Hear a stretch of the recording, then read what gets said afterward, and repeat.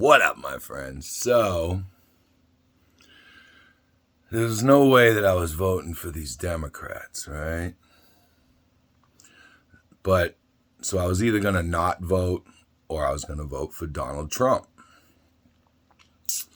But then, yesterday, I was listening to an interview with RFK Jr., and he was talking about how Trump's pick for Treasury Secretary,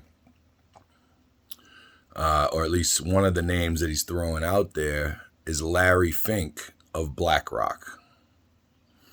Now, I don't know if anybody watches my videos or this and that or knows about BlackRock, Vanguard, State Street. You know, those are the top three of what I call CIA/Mossad Incorporated, right? That's how they control things through all the corporations. They're the head of the behemoth, you know, and they have tentacles in everything from A to Z, every type of product, from AI to clothing to food manufacturing to meat packing plants.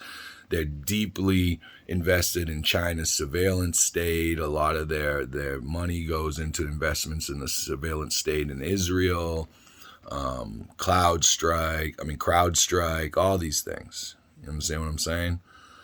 So there's no way that he's going to drain the swamp, which, you know, I had doubts of anyway, especially with someone like Larry Fink at the reins of the Treasury Department.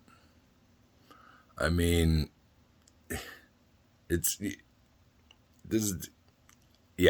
So, you know, if anybody wants to know the reason why I will pull my support from somebody, that's one major reason. Another is, you know, the super support for Israel and all these wars and, you know, the hegemony of American domination through military might.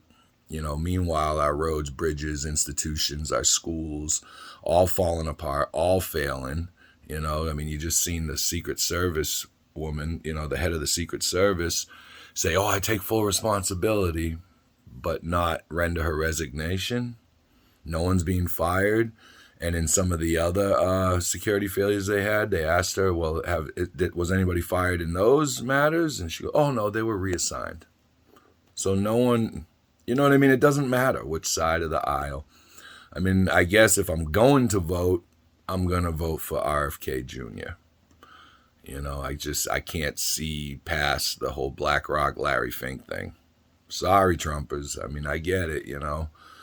And I understand, you know, maybe you make it easier for other people to come in later to dismantle this thing. But with Larry Fink at the reins like that, there's no way that he's going to dismantle anything.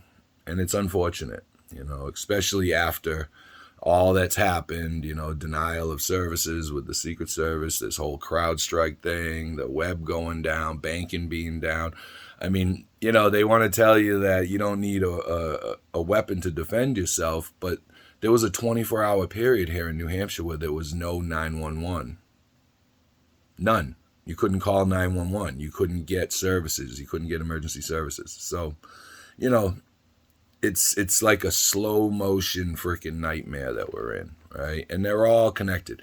And you know, whether this kid who tried to assassinate him or if there was people in the water tower, I mean, the failure is one thing. You know, if it was allowed to happen, that's another thing. Both are equally as terrifying.